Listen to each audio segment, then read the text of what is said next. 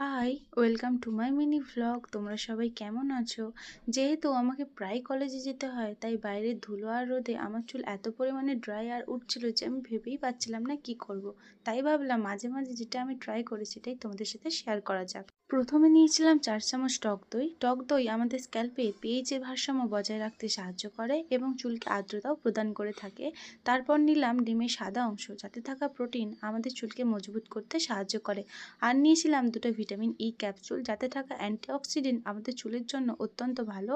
আর নিয়েছিলাম aloe vera gel, যা আমাদের চুলকে শাইনি প্রদান করে থাকে। এবার মিশ্রণটাকে ভালোভাবে আমি মিশিয়ে নেবো যতক্ষণ না একটা ক্রিমি টেক্সচারে পরিণত হয়। তারপর আমি আমার চুলে পাট পাট করে করে এটাকে লাগিয়ে নেবো।